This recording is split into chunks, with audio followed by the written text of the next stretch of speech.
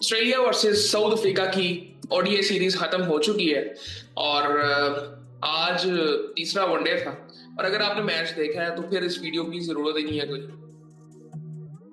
हमारा एक मकसद था कि ऑस्ट्रेलिया की T20 सीरीज और ये ओडीआई सीरीज को हम फॉलो करें और वो मकसद पूरा हो गया। तो रियल टाइम जो एक हमें एक कंपैरिजन मिलना था कि पाकिस्तान जिस तरह क्रिकेट खेल रहा था और ऑस्ट्रेलिया अब जिस तरह खेल रहा है, ऑस्ट्रेलिया साउथ अफ्रीका दोनों दोनों ने अच्छी खेली, लेकिन आज जो ऑस्ट्रेलिया ने इनके साथ किया, हम असल में इस चीज की बात कर रहे थे। उन्होंने साइड पे कर दी है। वो दो मैचेस वो हारे और तीसरा मैच जीते कैसे, बस इतनी सी बात है। और हमें अगर इन चीजों पे हैरानगी हमें हो रही है ना पाकिस्तानियों को, तो आजकल बहुत से लोग बात करते हैं 90s के क्रिकेटर्स के बारे में।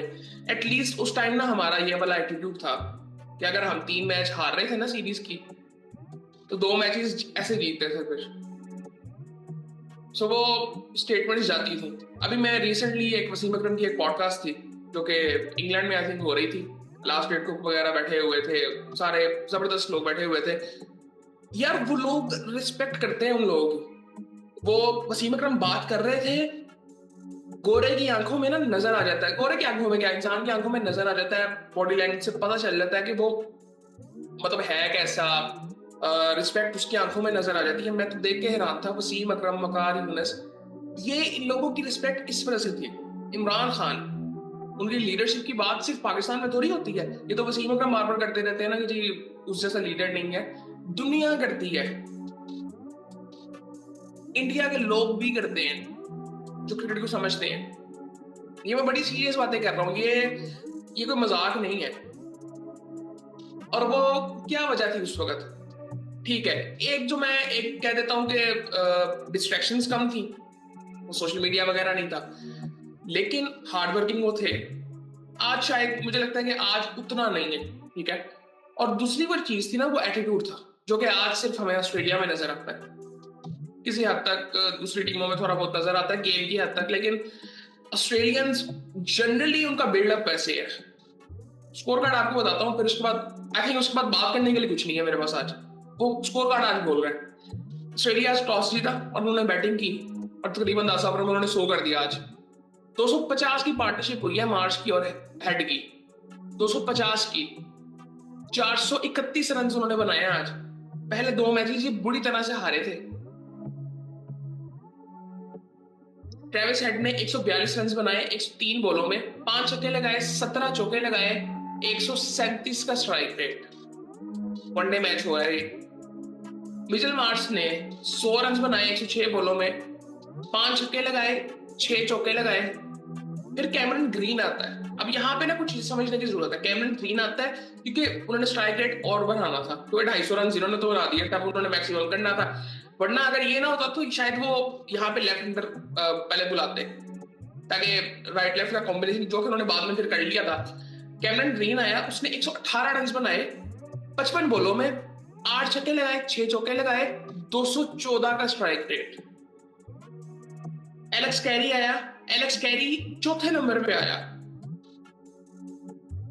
और शायद ऑस्ट्रेलिया का सबसे हल्का प्लेयर था क्योंकि राइट लेफ्ट का कॉम्बिनेशन रख रहा था। वो कभी सेट ही नहीं हो सके साउथ अफ्रीका के बॉलर्स। वो आया, उसने भी 50 रन बनाए 37 बॉलों में और 431 रन बना दिए ऑस्ट्रेलिया ने। और फिर साउथ अफ्रीका ने क्या किया, फिर मुझे पता चल गया था कि अब साउथ अफ्रीका, मतलब साउथ अफ्रीका ने ऐसे तो बिल्कुल नहीं करना था कि वो आराम आराम से जाते रहे। वो भी आई थिंक कोशिश कट करके वो जल्दी से 100% में आउट हो गए थे वो। सो ये सूरत हाल थी। पहला 100, दूसरा 100, तीसरा 100, चौथा 50। ये 4 प्लेयर्स बैटिंग करने आए ऑस्ट्रेलिया के। बस खत्म बात, मैच यहाँ पे खत्म हो गया था। आज फॉलो विकेट्स की बात करने की जरूरत ही नहीं है। मतलब आज इसके अलावा कोई सेंस ही नहीं बन रही। स्टेटमेंट उन्होंने वहां पे दे दी थी। अब उसके बाद अब फॉर्मेलिटी के लिए अगर मैं थोड़ा सा आपको बता दूं कि जो बॉलिंग है साउथ अफ्रीका की, वफाका ने 73 रन दिए 6 ओवरों में, मुल्डर ने 7 ओवरों में 93 रन दिए, कोई आउट नहीं किया। केशव महाराज ने 1 आउट किया 10 ओवरों में 57 रन। एडन मार्गरम ने 8 ओवरों में 60 रन, कोई आउट नहीं किया। कॉर्बिन बोश ने 10 ओवरों में 68 रन, कोई आउट नहीं किया। मथुसामी ने 75 रन दिए, 9 ओवरों में 1 आउट किया। अब यहाँ पे अगर मैं ये बात करूं कि उसने बॉलिंग अच्छी नहीं की, उसने ये नहीं किया, ऑस्ट्रेलिया ने जो किया ना, बस उसने किया। आज आज साउथ अफ्रीका का कोई काम नहीं था। उन्होंने स्टेटमेंट जो, इसलिए ये डिफरेंस है दुनियाई क्रिकेट का और ऑस्ट्रेलियन क्रिकेट का। और ऑस्ट्रेलिया में क्रिकेट अगर इस तरह से देखा जाए ना कि बहुत से लोग देखते हैं, नहीं देखते, उनकी ऑडियंस बहुत छोटी है,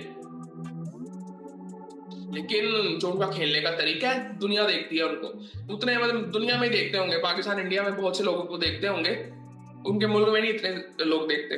खैर उसके बाद साउथ अफ्रीका बैटिंग के लिए आता है। अब ट्रेविस ने 49 रन बनाए, बाकी हर किसी ने कुछ नहीं किया। एडन वार्करम 2, किल्टन ने 11, 19 रन बनाए। टेम्बा बवूमा ने, अच्छा मुझे लगा था कि शायद ये बवूमा आज नहीं खेल रहा, मुझे ये लग रहा था, क्योंकि शायद ये मैंने कहीं प्लेइंग 11 शायद देखी थी, पता नहीं, आपको पिछले मैच की दोबारा मैं देख ली थी, मुझे लगा कि मैंने ना देखी है, या तो इन्होंने प्लेइंग 11 मैच से पहले चेंज की है, उसमें नहीं था मेरे ख्याल से। सो पता नहीं। खैर स्टब्स 1 रन बना गया, आउट हुआ। ब्रेविस ने 49 रन बनाए। मुल्टर ने 5 रन बनाए। कॉर्बिन बोस ने 17 रन बनाए। सो इस तरह 155 में ऑल आउट हो गए। और आज लग रहा होगा कि ऑस्ट्रेलिया ने पता नहीं किस तरह की बॉलिंग इनकी हो गई है एकदम। सो ये एटीट्यूड सिर्फ एक वजह है जिसकी वजह से ऑस्ट्रेलिया मैच जीता है। कोई इस तरह की नहीं थी कि उनकी बॉलिंग यहाँ हल्की थी या आज बहुत अच्छी हो गई है, ये एटीट्यूड की बात है सारी। 5 आउट किए हैं कनोली ने, जैम्पा ने 1 आउट किया है, और एलिस ने 4 ओवर में 25 रन दिए, 2 आउट किए हैं बार्टलेट और एबट ने। सो ये सूरत हाल थी। अब ये देखिए सिर्फ इतनी सी बात है, उस मैच ने सारा कुछ डिफाइन कर दिया था। मुझे आज मैं कोई बात नहीं कर सकता, मतलब इंसान बात क्या कर सकता, तारीफे में अब इनकी क्या करूं, सबको पता है ये कैसे खेलते हैं और उन्होंने आज उस तरह से खेला है। और क्रिटिसाइज जब थोड़ा बहुत करना होता है तो उस वक्त बातें करने को होती हैं, आज कुछ है ही नहीं। उन्होंने सिर्फ जो उनको पसंद करने वाले उनके भी मुंह बंद कर दिए ऑस्ट्रेलिया ने। और पाकिस्तान में पहले ही एटीट्यूड नजर आता था, वो जो 2010 का इवेंट था उससे पहले अगर आप देखेंगे वो प्लेयर्स में एटीट्यूड नजर आता था, उसके बाद नहीं था। और अनफॉर्चुनेटली कि मैंने भी उसके बाद क्रिकेट देखनी शुरू की थी 2011 के बाद, बहुत मतलब जरा अच्छे तरीके से, लेकिन उससे पहले 2-3 साल मैंने देखी थी। लेकिन आई थिंक आज मेरे पास अल्फाज नहीं है, सीरियसली अल्फाज नहीं है। मैं अभी देख रहा था, आपको तो अगर आपने मैच देखा तो आपको लगा नहीं होगा कि वनडे का मैच है। और सो आई थिंक खत्म करते हैं फिर। अच्छा, और काफी चीजें ऐसी बातें हो रही हैं, वो क्या कहते हैं, कोई क्लैरिटी दी है इंडियन गवर्नमेंट ने, वो भी ऐसी चीजें बातें हो रही हैं ऐसी। खैर वो करते रहेंगे बातें, लेकिन अभी फिलहाल आज की जो वीडियो है इनको डेडिकेटेड रखते हैं। और इस वीडियो में कुछ भी नहीं था, मुझे लगता है मैंने कुछ बात ही नहीं की। सो बाकी फिर आई थिंक आगे ट्राई सीरीज भी शुरू हो रही है।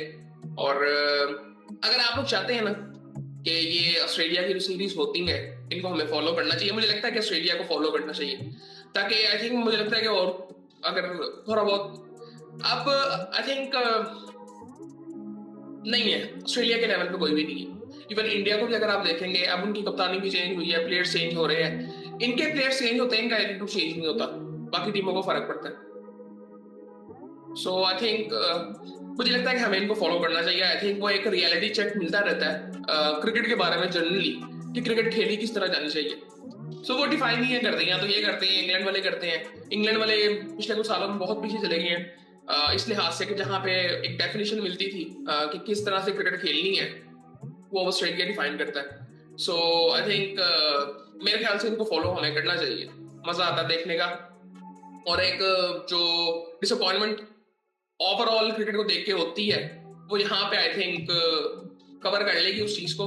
सो आने वाले टाइम पे भी मैं कोशिश करूंगा कि ये ऑस्ट्रेलिया की जो क्रिकेट होती है इनको फॉलो करें। इस बार मेरा जो प्लान है वो बिग बैश को फॉलो करने का भी है, पिछले कुछ सालों में मैंने की है, लेकिन देखेंगे क्योंकि बाबर आजम ने भी जाना है, रिजवान ने भी जाना है, पाकिस्तानी एक दो प्लेयर्स ने जाना है, और सो देखेंगे। अभी आई थिंक वो एक खबर आ रही थी कि बाबर आजम वापस आ रहे हैं एशिया कप के स्क्वाड में, और उनको कैरेबियन प्रीमियर लीग के लिए रोक लिया गया। वो जा रहे थे तो उनको रोक लिया गया कि अगर आपको रिजर्व में रखना हो तो आप ना आ जाए। पता नहीं अभी इसमें सच है या कुछ ऐसा नहीं है, लेकिन ये बातें चल रही हैं। सो बाकी आई थिंक फिर देखते हैं आगे क्या होता है। और ट्राई नेशन सीरीज शुरू होने वाली है, आई थिंक 29 से शुरू होगी। उसके बाद 9 सितंबर से एशिया कप शुरू हो जाएगा। सो कुछ स्पेसिफिक चीजें हैं, उन पे अगर देखते हैं, अगर करनी हुई बात तो करेंगे। बाकी आज मुझे लगता है कि कंटेंट कुछ भी नहीं था। ऑस्ट्रेलिया ने स्टेटमेंट देनी थी, उन्होंने दे दी बस। साउथ अफ्रीका को नहीं, दुनिया को ये तरीका खेलने का। अगर किसी ने सीरीज फॉलो की होगी ना, उसको मजा बहुत आया होगा, बहुत मजा आया होगा। पहले 2 मैच शायद किसी हद तक बोर हुए हो, तीसरे मैच में सारी कसर पूरी हो गई होगी।